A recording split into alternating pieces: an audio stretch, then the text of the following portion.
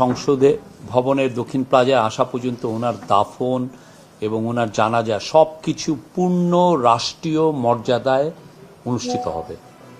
পূর্ণ রাষ্ট্রীয় মর্যাদায়। আপনি জানেন উনি আপসহীন নেতৃত্বে ছিলেন। বাংলাদেশ বারবার গণতন্ত্র হারিয়েছিল। উনি প্রতিবারই ওনার বলিষ্ঠ ভূমিকায়, ওনার বলিষ্ঠ নেতৃত্বে আমরা গণতন্ত্র ফিরে পেয়েছি। তো ওনাকে পূর্ণ রাষ্ট্র, উনি 3 বারের প্রধানমন্ত্রী ছিলেন।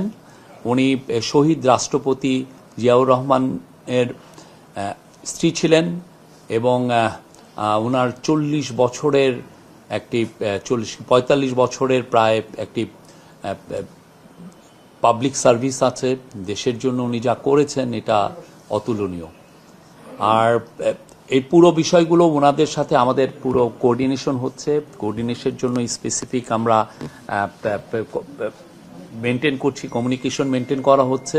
প্রত্যেকটা অনুষ্ঠান আমরা সুন্দরভাবে সুচারুভাবে করার সর্বোচ্চ চেষ্টা করছি এবং এই বিষয়ে তারা আমাদেরকে পার্টির তরফ থেকে আমাদেরকে পূর্ণ সহযোগিতা দেওয়া হবে। আমরাও তাদেরকে বলেছি আপনাদের যে ধরনের সহযোগিতা লাগে সেটা গভর্নমেন্টের তরফ থেকে দেওয়া হবে। আশা করছি সারা বাংলাদেশ থেকে সবাই আসবেন। আরেকটা হচ্ছে যে ওনার যে